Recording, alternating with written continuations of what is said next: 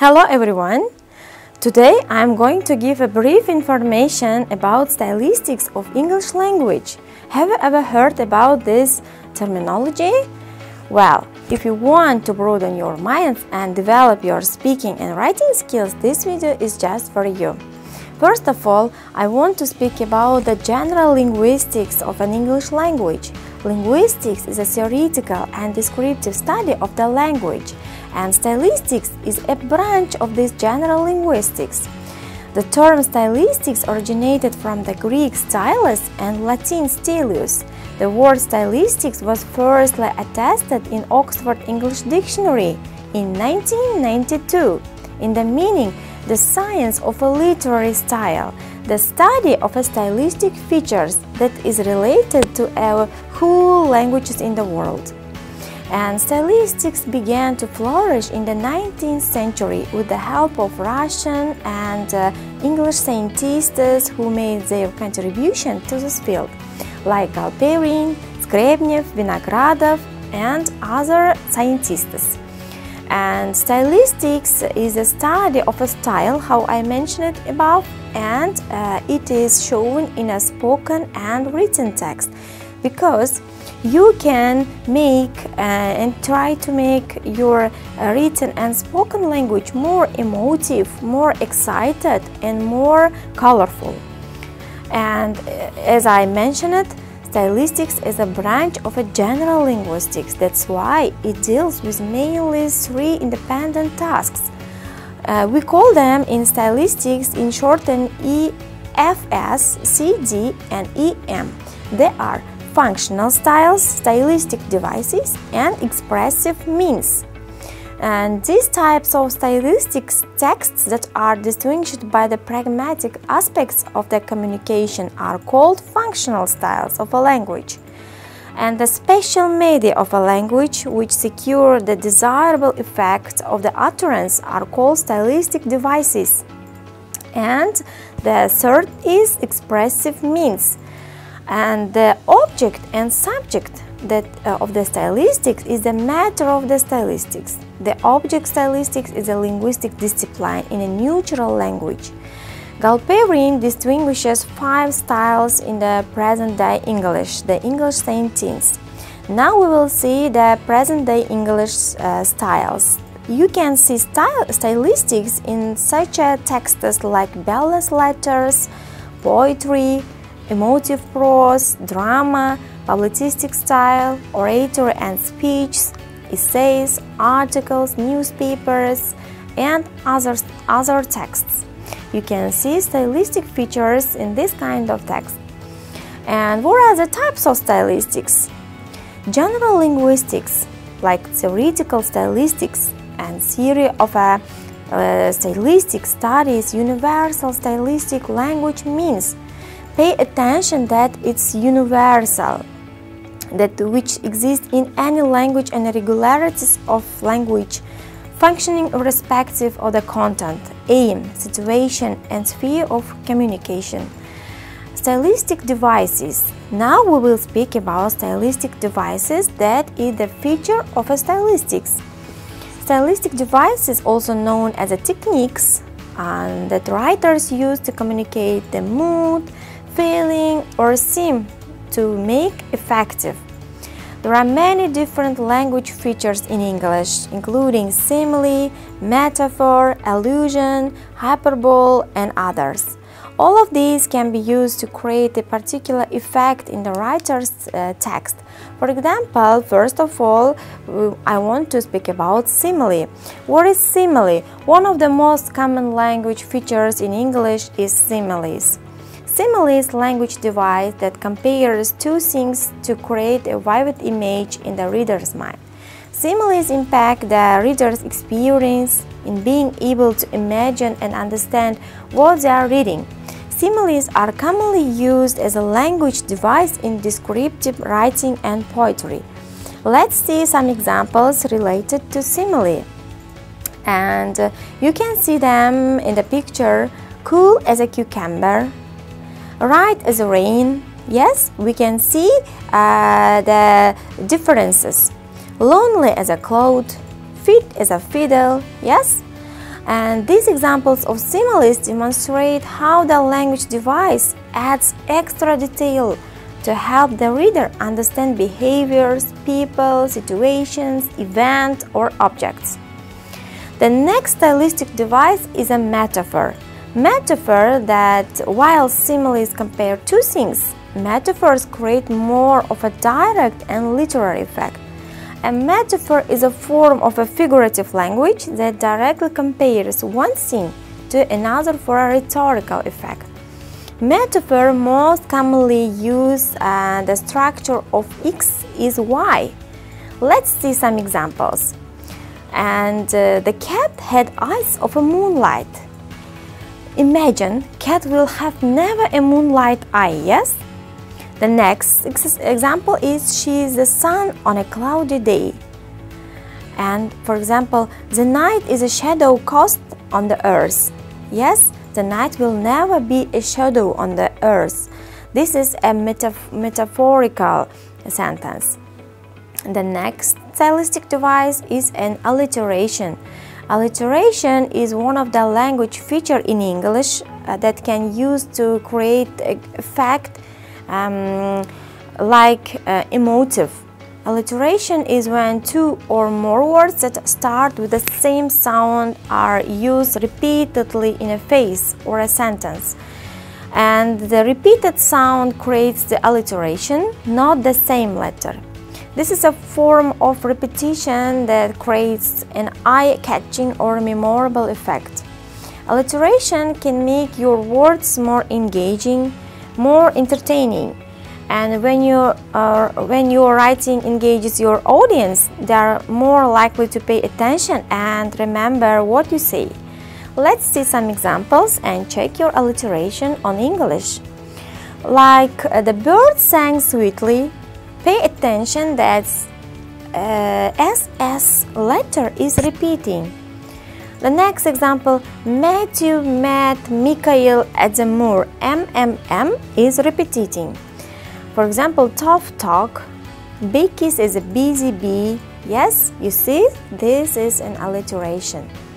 And the next stylistic device is a personification. Personification is a language device in which human characteristics include thoughts, feelings, actions are given something non-human. The non-human in the case encompasses everything from inanimate objects to plants or animals. And this makes it one of the language features in English that is fun to experiment with. Let's see some examples then. Personification. The stars danced in the sky. The stars appeared in the sky and they were flowing. And in the literary we can say stars dance in the sky. Those flowers are begging for water in hot weather. When flowers are unwatered, we can see like this kind of way. The sun is playing hide and seek today, yes? And it's very interesting for everybody, I think. And the next language is a colloquial language. This is a stylistic device. And colloquial language is essentially just the informal language or casual form of communication in the written form. Also, we use them in our oral speech collocations. These can include shortened versions of words or specific phrases. And also, this form of language is often used to show that characters in a story are familiar with one another. For example, there are lots of the most recognized collocations, colloquialistic words. For example, want to is wanna. Yep. Gonna is go to. For example, we can see guys. Yes, when there are lots of people, a group of male or female persons, we address them guys. Yes. In English, there are lots of colloquial language words. For example, kid. In a colloquial language, we call the child kid, but in a literal word, we can also say child or a baby. Such kind of words are colloquial language words. Then the next stylistic device in the language is a dialect. What is dialect? Dialect is a great English language technique to use when establishing different characters in a story. It's a type of the language that is spoken by people in a particular geographical area. From the dialect of a people, we can guess where is he from.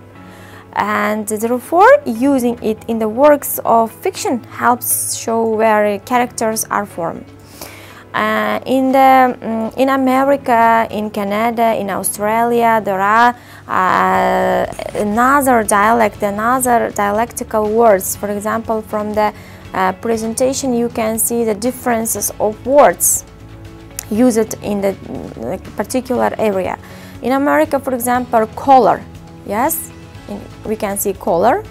Canadians say color. U letter is added. And Australians also say color. You can see the differences of such words that used in a dialectical. The next stylistic device is an enjambment. Enjambment, what is it? It is unfamiliar statement for you, I know, but I will explain it. Now, enjambment is one of the language features in English that is most commonly used in poetry. You can meet enjambment in poetry. It is where the line or verse sentence continues beyond the end of the line or verse. Poets use these techniques to manipulate the rhythm or the poem to create a sense of a flow. Effects of enjambment in poetry we can see in such sentences within such examples. For example, not by time nor by the tide, not by or by time or tide, by but the where end of the time, and couldn't hear him, but I heard him say, poor child, as he turned away. In this sentence you can see say and away, that is repeating, that is showing the enjambment in the poem. Well, if it's understandable for you, I can move to the next stylistic device, which is called hyperbole. What is hyperbole? Let's define. Hyperbole is a name of a given to an exaggerated phrase.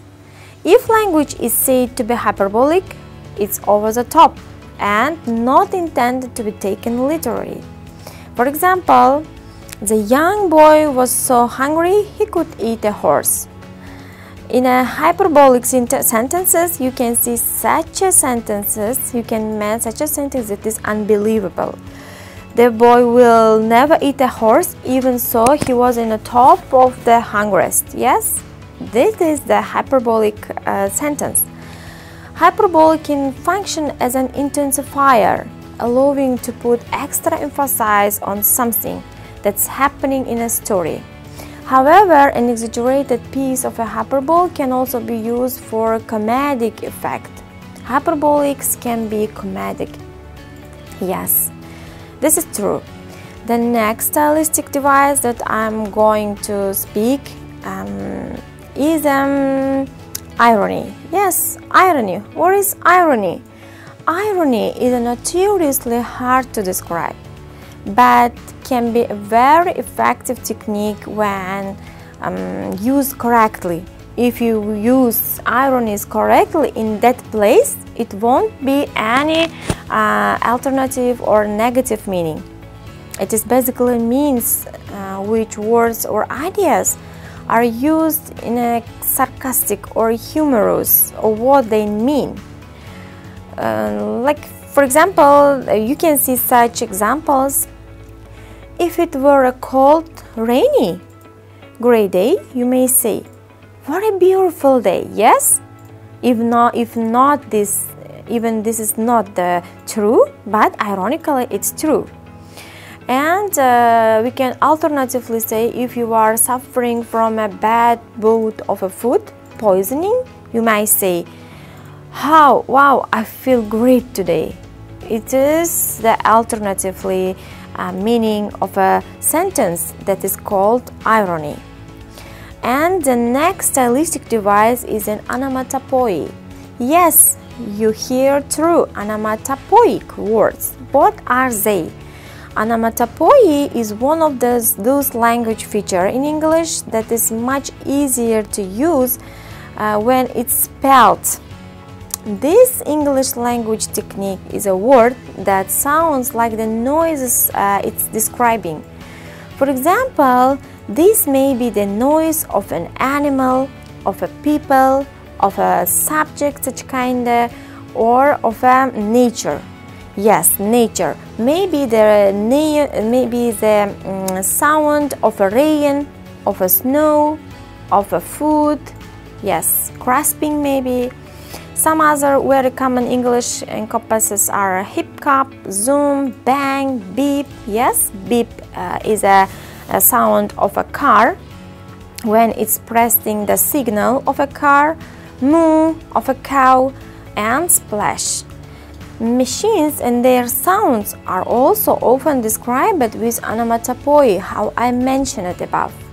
For example, honk or beep to the horn of an automobile, and room of a brum for the engine. When the driver is pressing the button of a brum of the engine, it makes the sounds like room, brum. Yes, onomatopoeic words. For example, also when birds singing. It's clear, I think, and I can move to the next stylistic device, which is called oxymoron. Oxymoron. What is oxymoron? An oxymoron is where two words that are typically not associated with one another to use together. For example, the ending of the movie was bittersweet. Yes, the ending of the movie will never be bittersweet. Yes, but in English we can say such words that make more colorful the sentence, the written or spoken sentence as well. And in Uzbek we can say Dahshat yomon is an alternative way we are expressing that the movie was great. The next stylistic device is a rhyme. What is rhyme? Rhyme is another of the language feature in English that is most frequently used in poetry. Yes, we can meet the rhymes in poetry. Poems don't have to rhyme, but many adhere to particular rhyme theme. When describing the rhyme schemes in a poem, you use letters to represent the different rhyming sounds.